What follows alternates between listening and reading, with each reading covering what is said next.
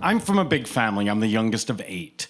And this is of a quaint time when a big family gathering was 35 people. This summer, when we all go to the beach, we will number in the mid-70s. We do travel together to Bethany Beach every summer. 7 of the 8 of us go. Last year, we finally crossed the 70 mark. But back in 1992, when I first met my wife, we met at the newspaper in Hanover and started dating. And I decided that, I have a very clouded vision. Or back then, I thought I knew what was going on. Now I look back and I'm like, wow, I was dumb. We'd only known each other for a few months, and I'm taking her to see my family, my big family at Christmas with traditions that went back decades. So we decided to go to my family on Christmas Eve. That's when we do our Christmas. I go to pick her up at her apartment. She comes out of the bedroom, and she had been resting. Now I look back, she was scared to death. She was in her room crying, and I was just ready to take her down to the gauntlet.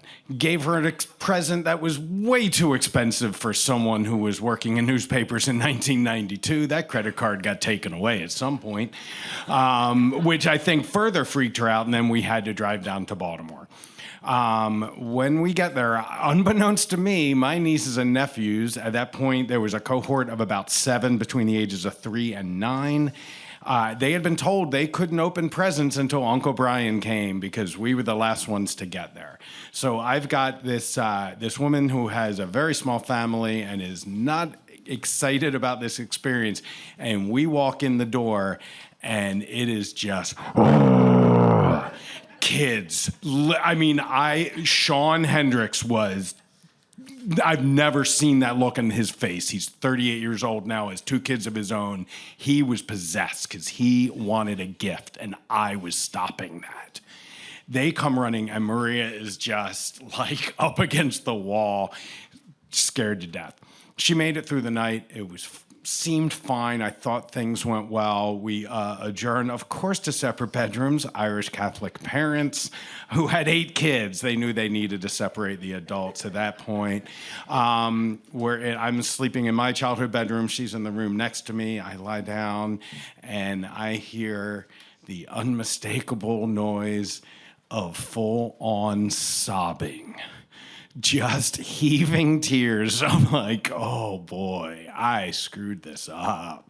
She's just crying in there, and I'm just like, great, I have to work with this person now who's probably going to dump me tomorrow.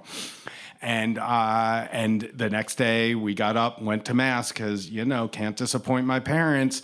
Drove an hour and a half up to southern Lancaster County where her family was, and at some point, I think she was pouring a glass of wine. I know we were at her mom's kitchen island, and someone said to her, either her mom or her sister said, so how was it? And she just locked eyes with me, and I'm just like, just say it. And she's like, it was the worst night of my life. And I'm just like, again, yeah, I'm going to get dumped on New Year's Eve, and this is going to happen.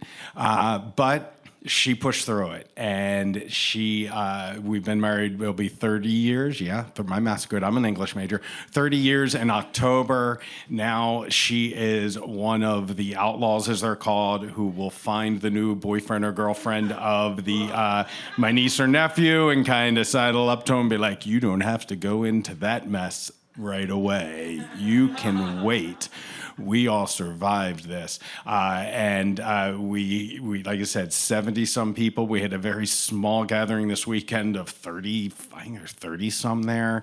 And it was loud and it was noisy because my niece was holding a fundraiser that had music.